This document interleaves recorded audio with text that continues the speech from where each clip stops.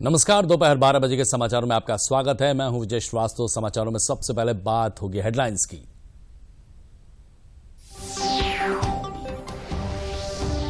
दुनिया के तमाम देशों में कोरोना के बढ़ते मामलों को देखते हुए प्रधानमंत्री नरेंद्र मोदी आज करेंगे उच्च स्तरीय बैठक।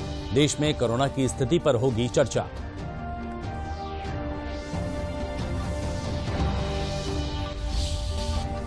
उत्तर प्रदेश में कोविड की नई चुनौतियों को लेकर मुख्यमंत्री योगी आदित्यनाथ ने की समीक्षा बैठक। अधिकारियों को दिए कोविड प्रबंधन के निर्देश।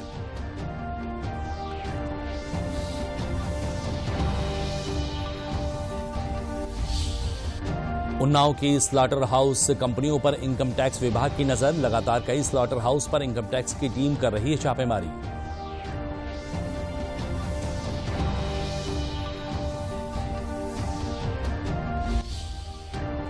उत्तर भारत में ठंड का कहर। प्रदेश ने ओढ़ी कोहरे की चादर, पारा गिरा नीचे। गरीबों को ठंड से बचाने के लिए सरकार ने रैन बसेरा और अलाव जलाने के दिए निर्देश।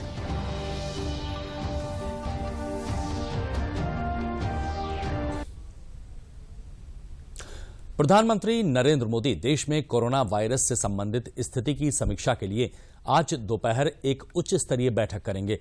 बैठक में कोविड-19 की स्थिति के मद्देनजर तैयारियों की समीक्षा की जाएगी। वहीं इस बैठक में केंद्रीय मंत्रियों के साथ उच्च स्तरीय अधिकारी शामिल होंगे। इस बैठक में प्रधानमंत्री को देश में कोरोना की ताजा स्थिति के बारे में अवगत कराया जाएगा।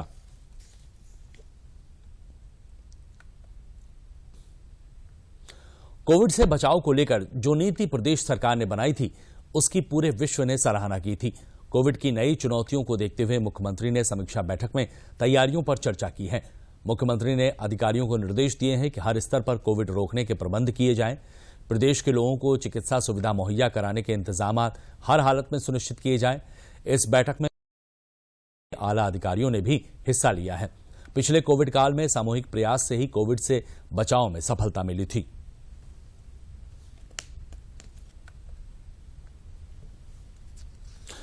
उप मुख्यमंत्री ब्रजेश पाठक ने चीन में बढ़ते कोविड के मामलों को देखते हुए प्रदेश में अलर्ट जारी किया है। प्रदेश में कोविड को लेकर सतर्कता बढ़ा दी गई है। चीन, जापान, अमेरिका, दक्षिण कोरिया और ब्राजील से आने वाले यात्रियों की एयरपोर्ट पर जांच किए जाने के निर्देश दिए गए हैं। आने वाले यात्रियों की स्वास्थ्य विभाग की टीम की निगरानी होगी और इन्हें होम आइसोलेशन में 14 दिन रहना होगा। पॉजिटिव लोगों की सैंपल में जीनोम सीक्वेंसिंग के लिए प्रयोगशाला इनका भेजा जाएगा ताकि कोरोना के नए वेरिएंट का पता लगाया जा सके। सभी सीएमओ और चिकित्सा शिक्षा विभाग के अधिकारियों को कोरोना से बचाव के लिए सभी उपाय करने के निर्देश दिए गए हैं। एयरपोर्ट के साथ रेलवे स्टेशन और बस स्टेशन पर भी कोरोना की जांच के निर्देश दिए गए हैं। अस्पतालों में पर्याप्त मात्रा में ऑक्सीजन उपलब्ध रहे, इसके अधिकारियों को निर्देश जारी किए गए हैं।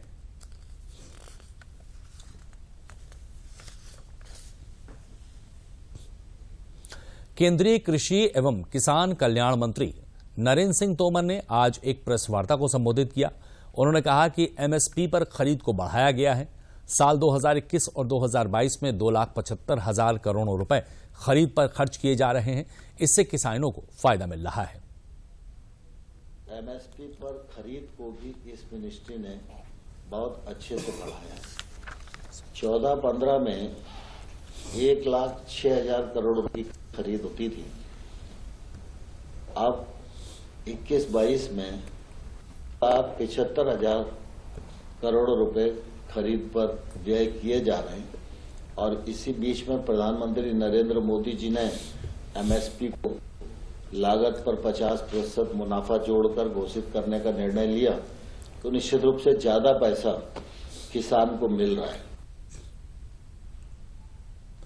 निकाय चुनाव में ओबीसी आरक्षण लागू किए जाने के मामले में इलाहाबाद हाई कोर्ट की लखनऊ पीठ में जनहित याचिकाओं पर आज सुनवाई होगी।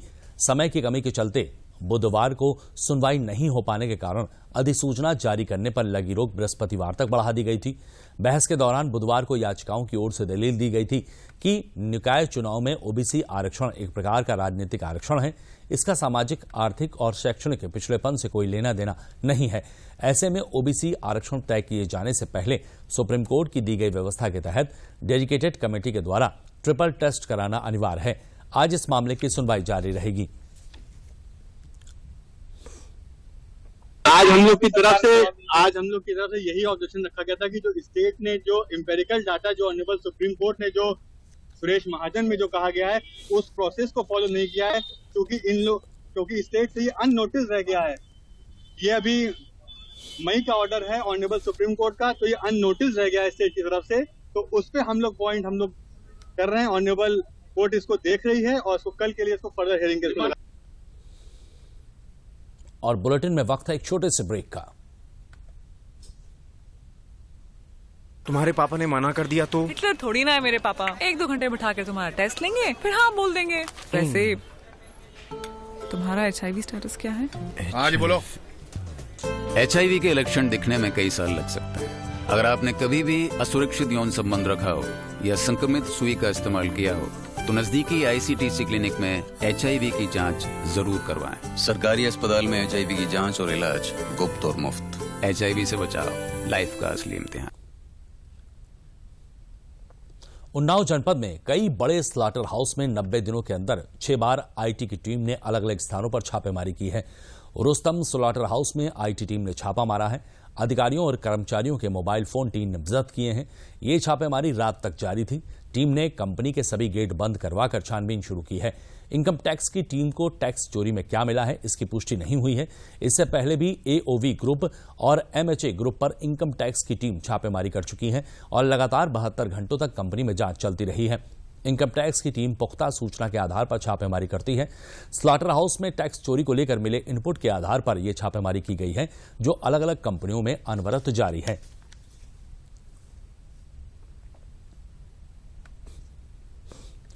मुख्यमंत्री योगी आदित्यनाथ की अध्यक्षता में कैबिनेट की आज बैठक होगी। लोक भवन में शाम 4 बजे होने वाली बैठक में ग्लोबल इन्वेस्टर समिट से जुड़े मुद्दों के साथ करीब 1 दर्जन से अधिक प्रस्तावों पर चर्चा होने की संभावना है। बैठक में GIS 2023 के लिए विदेशों से रोड शो कर लौटे मंत्री मुख्यमंत्री के सामने अपने दौरे का प्रस्तुतिकरण भी देंगे।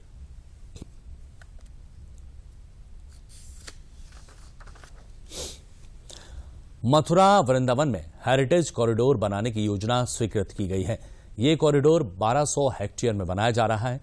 यमुना एक्सप्रेसवे से बांके बिहारी मंदिर को सीधे जोड़ा जाएगा। ये ग्रीन फील्ड 100 मीटर चौड़ा होगा। इसके किनारों पर मथुरा वृंदावन की संस्कृति के साथ बांके बिहारी के रूप के भी दर्शन होंगे। मथुरा के वैभव को पुनः विश्व पटल पर लाने के लिए ये योजना कारगर साबित होगी। इसे PPP मॉडल बनाया जाएगा। इस ग्रीन फील्ड के किनारे म्यूजियम के साथ साथ द्वापर काल के जो गांव थे उन्हें भी विकसित किया जाएगा। इनमें मुख्य रूप से नंदगांव, बरसाना और गोकुल शामिल हैं। कई तालाबों को विकसित किया जाएगा जिसे लोग पैदल यात्रा करके भी देख सकेंगे।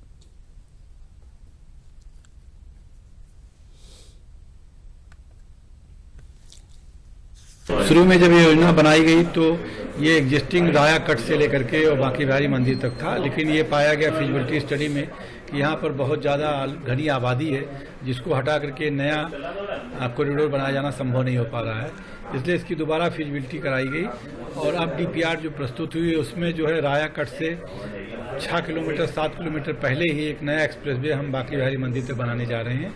और उस एक्सप्रेसवे के साथ साथ दोनों तरफ हम theological village, tourism, eco tourism, water bodies, commercial exploitation, कथा वाचनालय, गीता से संबंधित चीज़ें, रिवर फ्रंट डेवलपमेंट, ये सारा का सारा हम वहाँ पर डेवलप करेंगे और ग्लोबल टेंडरिंग होगी। इसकी PPP मोड पे होगा और जो एक्सप्रेसवे होगा वो प्राधिकरण उसका व्यवहार करेगा और जो PPP डेवलपर होगा वो बाकी चीज़ें उसके द्वारा की जाएंगी। लैंड हमारी स्टेट गवर्नमेंट की इक्विटी होगी और पार्किंग के बहुत विशेष इंतजाम किए जा रहे हैं, क्योंकि अभी मथुरा वृंदावन में पार्किंग की बहुत भारी समस्या है। तो उसको दूर करने के लिए लगभग 1400 हेक्टेयर में पार्किंग का एक विशाल स्थान बनाया जा रहा है। उत्तर प्रदेश की योगी सरकार अपराध और भ्रष्टाचार में लिप्त लोगों के खिलाफ समान कार्रवाई कर रही है। रायबरेली जनपद में रानी लक्ष्मीबाई महिला सम्मान योजना में फर्जीवाड़ा कर धन निकालने के मामले में कार्रवाई करते हुए जिला प्रोबेशन अधिकारी और संबंधित लिपिक के खिलाफ मुकदमा दर्ज कराया गया है। दुष्कर्म पीड़िता के नाम से आई हुई रकम को अधिकारी और लिपिक ने मिलकर बंदरबाट करके निकाल लिया था। महिला के मोबाइल पर पैसा निकालने का मैसेज गया तो उसने संबंधित लिपिक से संपर्क किया, जो उसे लगातार गुमराह करता रहा। पीड़ित महिला ने जिलाधिकारी और पुलिस अधीक्षक से इस मामले में शिकायत की। जांच में मामला सही पाए जाने पर जिला प्रोबेशन अधिकारी जयपाल वर्मा और लिपिक राजेश श्रीवास्तव के खिलाफ मुकदमा दर्ज कर लिया गया है। दिनों पूर्व आवेदिका श्रीमती रेणु तिवारी निवासिनी सत्यनगर कोतवाली, उनके द्वारा एक प्रार्थना पत्र दिया गया था कि उन्होंने अपनी पुत्री की शादी हेतु जिला प्रोबेशन कार्यालय में संपर्क किया था और शादी हेतु अनुदान के लिए बैंक ऑफ महाराष्ट्र में जो प्रोबेशन कार्यालय के कर्मचारी हैं उनके द्वारा उनका खाता खुलवाया गया। उक्त खाते में जो धनराशि आई वो 30,000 की जगह 3 लाख आई, जो उनके द्वारा बताया गया कि वो किसी और मद की थी और वह धनराशि किसी तीसरे व्यक्ति के द्वारा निकाली जा रही थी। उक्त प्रकरण की जांच जब मेरे द्वारा की गई तो पाया गया कि बैंक में जो डॉक्यूमेंट्स लगे हैं वो कूट रचित थे और उसमें खाता किसी और के नाम पर है, आधार किसी और का यूज किया गया था और उसमें पैसा किसी और के द्वारा निकाला जा रहा था। प्रथम दृष्टया मामले में सत्यता पाए जाने पर इसमें कोतवाली नगर में मुकदमा अपराध संख्या 908 पंजीकृत कराया गया है, जो जिला प्रोबेशन अधिकारी और वहां के एक संविदा कर्मचारी हैं उनके विरुद्ध पंजीकृत है। जनपद फतेहपुर में मुख्यमंत्री युवा स्वरोजगार योजना बेरोजगारों को आत्मनिर्भर बना रही है। जनपद में कई लाभार्थी इस योजना का लाभ लेकर अपनी आर्थिक स्थिति मजबूत कर रहे हैं। सिविल लाइन निवासी शालीन मौर्य ने इस योजना के तहत अपना व्यवसाय स्थापित किया है। लाभार्थी ने बीटेक की पढ़ाई करने के बाद नौकरी की आस छोड़कर अपना रोजगार स्थापित किया। पूंजी की कमी बैंक ने दूर की और 20 लाख रुपए का ऋण इन्हें प्रदान किया गया।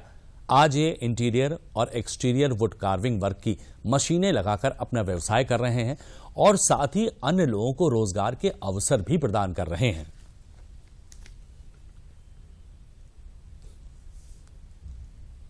समय पहले जब मैंने बीटेक किया उसके बाद लॉकडाउन लग गया एंड उसमें सरकारी नौकरी का कोई ऑप्शन ही नहीं था, तो मैंने अपना यूनिट डालने की सोची कि मैं अपना व्यवसाय खुद करूंगा, तो जिसकी वजह से मेरे पास अमाउंट की भी दिक्कत थी, तो मैं सरकारी योजना लाभ मिला और उससे मैंने लोन करवाया जो लगभग 22 से 25 लाख का होना था, वो मुझे मिला। उसी से मैंने अपनी यूनिट डाली और यूनिट मुझे काम करने में यहाँ अच्छा लग रहा है और इसकी लगभग मुझे इनकम भी अच्छी मिलती है, जो कि ईयरली लगभग वही 5 से 6 के लगभग पहुँच जाती है अभी फ़िलहाल, क्योंकि नई यूनिट है और अपने यहाँ कई लोग काम भी कर रहे हैं इसमें। यहाँ पे अभी 3-4 महीने हुए हैं काम करते हुए और यहाँ पे जो कटिंग होती है उसकी ग्राफिक डिज़ाइन होती है पहले सॉफ्टवेयर पे, फिर उसके बाद मशीन पे जाती है और फिर कटिंग होती है। तो ये काम करता हूँ मैं और कहीं ना कहीं मुझे यहीं जनपद पे रोजगार मिला है। और समाचारों में आगे बढ़ेंगे, लेकिन एक छोटे से ब्रेक के बाद। क्या बात है, बहुत फिट लग रहा है। 3 महीने में पैसे डबल, वाह, फास्ट और हाई रिटर्न्स भी। क्या स्कीम है? कल तो नहीं थी यहाँ और कल होगा भी नहीं। तूने कभी 5 ओवर में डबल सेंचुरी मारी है? ऐसे स्कीम के बहकावे में आके हम धोखा खा सकते हैं। और आरबीआई कहता है अपना पैसा सुरक्षित रखो और समझदारी से निवेश करो। अगर ज्यादा रिटर्न के पीछे भागोगे तो रिस्क भी उतना ही उठाओगे और फास्ट रिटर्न से बच के और फास्ट बॉलिंग से भी। आरबीआई कहता है जानकार बनिए, सतर्क रहिए। गरीब और कमजोर वर्गों के लोगों को लाभ देते हुए प्रधानमंत्री गरीब कल्याण अन्न योजना आगे भी जारी रहेगी। इस योजना को विस्तार देते हुए करोड़ों लोगों को राहत दी जा रही है। प्रदेश में प्रधानमंत्री गरीब कल्याण अन्न योजना के तहत 22 दिसंबर से 31 दिसंबर के बीच निःशुल्क राशन का वितरण किया जाएगा। इस योजना में अब लोगों को चावल ही वितरित किए जाएंगे। इसको लेकर आयुक्त खाद्य और रसद ने सभी जिला अधिकारियों को निर्देश जारी कर दिए हैं। और अब बात करते हैं आकांक्षी जनपद चित्रकूट की। आकांक्षी जनपद चित्रकूट में प्रधानमंत्री कृषि सिंचाई योजना के तहत वितरित मिनी स्प्रिंकलर ड्रिप सिंचाई से किसानों की आय में वृद्धि हो रही है। अब पहले की तुलना में सिंचाई में पानी कम लगता है और खरपतवार भी कम उगती है। कम पानी में भी अच्छी फसल ली जा सकती है। इससे किसानों की लागत कम होती है और आय में इजाफा होता है। स्प्रिंकलर पर राज्य सरकार छूट भी देती है, जिससे किसानों को इसे खरीदना आसान हो जाता है। ग्राउंड वाटर को बचाना और फसलों की उपज को बेहतर करना इस योजना के माध्यम से सफल साबित हो रहा है। जो पानी अधिक लगता था, तो अब इसके स्प्रिंकलर सेट की वजह से हमें दिक्कत नहीं है, ना खेत में पानी भर जाता है, अब बढ़िया बराबर जो है फसल में पानी पड़ जाता है। पानी की बहुत बचत होती है। पहले हम लोग सिंचाई करते थे तो वो ट्यूबवेल से सीधे पानी खेतों में गिरता था, तो उससे पानी बहुत लगता था। हमको पानी की कम आवश्यकता है। सरसों मान लीजिए जैसे ये लगा हुआ है हमारा, इधर देखिए, तो सरसों में चूंकि जब स्प्रिंकलर हम चलाते हैं तो इसमें कीड़े बहुत सारे पहले लगते थे। आज ये वर्षा टाइप होती है तो इसमें कीड़े नहीं लगते हैं और फसल पहले की अपेक्षा ये 2 गुनी हो जाती है। इस योजना के अंतर्गत portable sprinkler, rain gun, mini drip, micro, ये सारी योजना संचालित हैं। इसके अंतर्गत अनुदान सामान्य कृषकों के लिए पोर्टेबल और रेन गन में 65% की अनुदान है और लघु सीमांत कृषकों के लिए 75% का अनुदान है। जनपद कासगंज की सभी 423 ग्राम पंचायतें पूर्णतः कंप्यूटरीकृत हो चुकी हैं। कंप्यूटरीकृत होने से ग्राम पंचायत स्तर पर हो रहे सभी विकास कार्यों का गेटवे एप्लीकेशन के माध्यम से भुगतान किया जा रहा है। परिणामतः भुगतान सहित अन्य कार्यों में पारदर्शिता आ रही है। कासगंज जिला पंचायत राज अधिकारी देवेंद्र सिंह ने बताया है कि जनपद की सभी ग्राम पंचायतों को सरकार के निर्देशानुसार कंप्यूटरीकृत करने से स्थानीय लोगों को काफी सुविधाएं मिल रही हैं। पंचायत सहायकों की तैनाती की गई है। जनपद की ग्राम पंचायत धुवियाई और ग्राम पंचायत भुजपुरा में वाईफाई की सुविधा, सीसीटीवी कैमरे, एंड्रॉयड सिस्टम का प्रबंधन भी इसमें किया गया है। मैंने अपनी ग्राम पंचायत धुवियाई को आदर्श ग्राम पंचायत बनाई है। जैसे आपने देखा होगा स्कूलों में स्मार्ट क्लासें चलवा रहा हूँ, है ना। हैंड वॉश, टाइल्सी कराट, पेंटिंग और मल्टीपल हैंड वॉश ये लगवाए हैं, सीसीटीवी कैमरे लगवाए हैं और पंचायत घर में वाईफाई की सुविधा दी है। ग्राम पंचायत में कंप्यूटर लगा हुआ है और कंप्यूटर के माध्यम से जो जन तक की जो सुविधाएं हैं सरकार की वो पहुंचाई जा रही हैं। और मैं माननीय प्रधानमंत्री का धन्यवाद करता हूं, क्योंकि सबसे पहला उनका जो मुद्दा है कि ग्राम पंचायतें स्वच्छ और सुंदर साफ सुथरी रहें, तो इस पर सरकार को बार बार धन्यवाद दिया जाए उतना ही कम है। क्योंकि माननीय जैसे मुख्यमंत्री महोदय का भी सपना है कि हर ग्राम पंचायत डेवलप हो, अच्छे विकास कार्य हो, और उसी आधार पर हम लोग काम भी कर रहे हैं। और हमारे विकास खंड में 57 ग्राम पंचायतें आती हैं। इन 57 पंचायतों में हर एक जगह जो है पंचायत घर बन चुका है। जैसा कि माननीय प्रधानमंत्री जी का, माननीय मुख्यमंत्री जी का आदेश है, निर्देश है, उनके परिपालन में हर एक पंचायत से जो आवश्यक जन सुविधाएँ हैं, जैसे जन्म मृत्यु प्रमाण पत्र जारी कराना, सारी पेंशन स्कीम का आवेदन यहाँ करना, उनको स्वीकृत कराना, या अन्य किसी प्रकार की जो शिकायतें हैं जो ग्रामीण लोग बाहर जाके किया करते थे, जिलाधिकारी महोदय के पास जाते हैं या जो है तहसील स्तर पर जाते हैं, वहाँ न जाकर अपना कोई भी शिकायत है ग्राम पंचायत स्तर पर जो है कर सकते। उत्तर भारत में ठंड के बढ़ने के साथ ही लोगों को घने कोहरे का सामना करना पड़ रहा है। मौसम विभाग ने आने वाले दिनों में शीतलहर के बने रहने की चेतावनी जारी की है। वहीं श्रीनगर सहित कश्मीर घाटी में कई स्थानों पर न्यूनतम तापमान गिरकर मौसम के सबसे निचले स्तर पर पहुंच गया है। उत्तर प्रदेश के कुछ जिलों में कोहरे और शीतलहर को देखते हुए स्कूलों को आज से सुबह 10 बजे से दोपहर 3 बजे तक संचालित करने का निर्देश जारी किया गया है। राष्ट्रीय राजधानी दिल्ली सहित शीतलहर और कोहरे का कहर बुधवार को भी जारी रहा। इसके आने वाले दिनों में ऐसे ही बने रहने की आशंका है और मौसम विभाग ने इसे लेकर अलर्ट भी जारी किया है। ठंड से बचने के लिए लोग आग तापते हुए दिखे। में पानी आ रहा है और वो पता नहीं पड़ रही है, कुछ दिख नहीं रहा है। दूसरे तीसरे गैस में गाड़ी जा रही है। दिसंबर माह के तीसरे सप्ताह में बुधवार को धर्मनगरी काशी में पहली बार घने कोहरे की चादरों ने सुगम आवागमन को बाधित कर दिया। शीतलहर और कोहरे के कारण एक ओर जहां कड़ाके की ठंड पड़ रही है, वहीं इससे यातायात व्यवस्था भी चरमरा गई है। कई स्टेशनों पर ट्रेन अपने निर्धारित समय से कई घंटों की देरी से चल रही है। लोग अपने गंतव्य समय से नहीं पहुंच पाएंगे, उनको शारीरिक कष्ट, मानसिक कष्ट, किसी डॉक्टर को दिखाना है तो उससे परेशान है। ये सब तो हो ही रही है। वहीं उत्तर प्रदेश के गोरखपुर में घने कोहरे के कारण तेनुआ टोल प्लाजा और बाघागाड़ा 4 लेन के बीच कुछ वाहनों की टक्कर हो गई। यहां 6 गाड़ियां आपस में टकरा गईं। सुबह करीबन 6:30 बजे के करीब 6 गाड़ियां आपस में टकराई हैं। 5-6 लोगों को घायल सूचना मिली थी, हॉस्पिटल उन्हें सदर हॉस्पिटल में ले जाया गया है और क्रिटिकल कंडीशन किसी की नहीं है। मौसम विभाग का अलर्ट है तो ओवर स्पीडिंग ना करें, धीमी गति में चलें क्योंकि कोहरा अभी काफ़ी घना रहने वाला है। सर्दियों की 40 दिनों की गंभीर अवधि चिल्लई कलां बुधवार को कड़ाके की ठंड के साथ शुरू हो गई। इसके साथ ही श्रीनगर सहित कश्मीर घाटी में कई स्थानों पर न्यूनतम तापमान गिरकर मौसम के सबसे निचले स्तर पर पहुंच गया है। वहीं एक और पहाड़ी राज्य हिमाचल प्रदेश में कड़ाके की सर्दी का प्रकोप जारी है। आलम यह है कि राज्य के 8 शहरों का पारा शून्य से नीचे चला गया है। मौसम विभाग के अनुसार आने वाले दिनों में ठंड और बढ़ेगी। उच्च पर्वतीय इलाकों में क्रिसमस के दिन 25 दिसंबर को बर्फ गिरने का अनुमान है। पश्चिम बंगाल की राजधानी कोलकाता समेत राज्य के अन्य हिस्सों में ठंड और अधिक बढ़ गई है।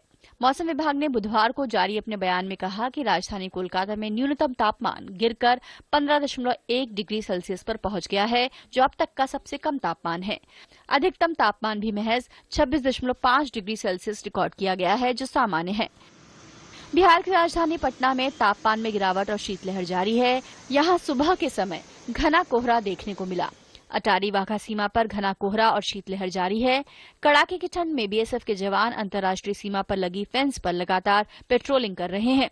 धुंध के टाइम में विजिबिलिटी थोड़ा 0 डिग्री हो जाती है, लेकिन हमारे इरादे हैं वो बुलंद रहते हैं। हम हमेशा पर रहते हैं। इस टाइम पे दिखाई नहीं देता है, लेकिन टाइम पे हम सुनने जोर देते हैं। पेट्रोलिंग चलती रहती है। दिक्कत तो आती है, लेकिन हमें भर्ती इसीलिए किया गया है कि हम आंधी हो, तूफान हो, बारिश हो, कुछ भी हो, हम यहाँ पर ड्यूटी करें ताकि देशवासी आराम से सो पाएं। मौसम विभाग का कहना है कि आने वाले समय में देश के अधिकांश हिस्सों में कड़ाके की ठंड पड़ने के आसार हैं। इस दौरान तेज शीतलहर चलने के साथ ही घना कोहरा भी छाया रहेगा।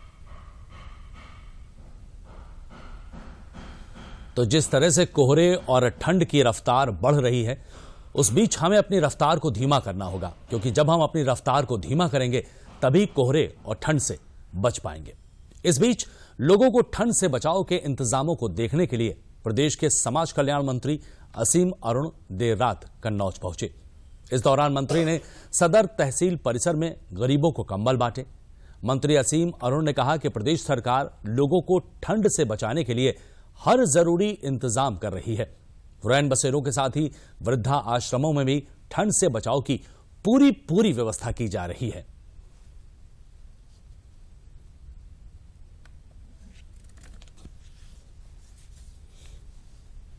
कंबल वितरण आज तहसील कन्नौज में किया गया है। ये तो एक छोटा उपाय है। इसके अलावा रैन बसेरे ऐसे पूरे कन्नौज जनपद में 11 बनाए गए हैं। रेलवे स्टेशन, बस स्टेशन आदि के आसपास में, अस्पताल के दोनों के साथ में। और इसके साथ साथ जो समाज कल्याण विभाग द्वारा संचालित वृद्धाश्रम है, उसमें लगभग 100 लोगों के रहने की व्यवस्था अभी हमने की है। और ऐसे लोग जो परिवार के साथ नहीं हैं, अकेले हैं, उनको वो चाहे तो लंबे समय तक और चाहे तो 2-3 महीने सर्दी के लिए आकर के रुक सकते हैं। ऐसे लोगों को हम लोग चिन्हित भी किया है, अनुरोध भी किया है और उनको सरकारी राजकीय वृद्धाश्रम में उनको हम लोग जगह देंगे। उत्तर प्रदेश जर्नलिस्ट एसोसिएशन के प्रदेश मंत्री और आईसना और मूल अधिकार एसोसिएशन के राष्ट्रीय प्रवक्ता सलील कुमार मिश्र ने मुख्यमंत्री योगी आदित्यनाथ द्वारा गरीबों के लिए भीषण ठंड और कोहरे को देखते हुए प्रदेश में रैन बसेरे और अलाव जलाने की व्यवस्था का निर्देश देने को समय पर लिया गया एक महत्वपूर्ण निर्णय बताया है। उन्होंने मुख्यमंत्री का आभार जताते हुए कहा है कि भारतीय जनता पार्टी की सरकार के दौरान गरीबों और बेसहारा लोगों का विशेष ख्याल रखा जा रहा है। उन्होंने उन्नाव में भी रैन बसेरे और अलाव की व्यवस्था करने के लिए स्वयंसेवी संस्थाओं और पत्रकारों से सहयोग करने की अपील की है।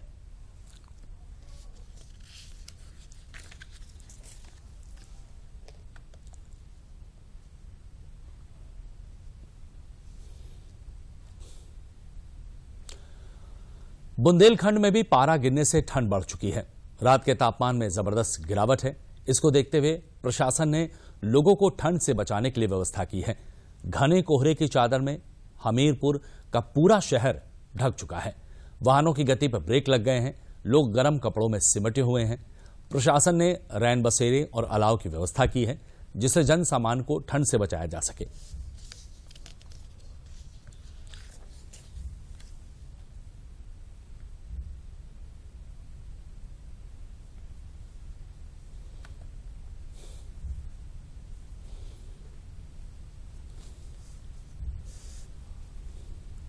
देखिए, जैसे कि अभी हम देख रहे हैं कि शीतलहर का प्रकोप निरंतर बढ़ता जा रहा है और आज हमने देखा कि सुबह काफ़ी ज़्यादा कोहरा था। इसकी तैयारियों के क्रम में हम लोगों ने जगह जगह पर अलाव जलाना, अपने जो भी रैन बसेरे उनको तैयार करना, कंबल वितरण की सारी तैयारियां हमने पूर्ण कर ली है। अभी हम अपने तहसील में हम लोगों ने 6 रैन बसेरा की तैयारियां सुनिश्चित कर ली हैं। कंबल वितरण के लिए हमने सभी पात्रों की सूची तैयार कर ली है और इसी के साथ ही हमने अलाव जलाने के लिए अन्य भिन्न भिन्न जगह को चिन्हित कर लिया है। जनपद बलरामपुर में मुख्यमंत्री योगी आदित्यनाथ के निर्देश पर गरीबों और कमजोरों के लिए कंबल वितरण और रैन बसेरे की व्यवस्था की गई है। जनपद की तीनों तहसीलों में 67 स्थानों पर अलाव की व्यवस्था की गई है। रैन बसेरे पर कर्मचारियों की ड्यूटी लगाई गई है। रुकने की व्यवस्था और साफ सफाई के लिए कर्मचारी यहां देखरेख कर रहे हैं। जिला अधिकारी ने रैन बसेरे और गौ आश्रय केंद्रों का निरीक्षण किया है। वृद्धा आश्रम में जाकर अपर जिलाधिकारी के नेतृत्व में कंबल वितरित किए गए। जिला अधिकारी ने तीनों तहसीलों में सार्वजनिक स्थानों पर अलाव जलाने और जरूरतमंदों को कंबल वितरण करने का निर्देश दिया है, जिससे ठंड के प्रकोप से लोगों को बचाया जा सके।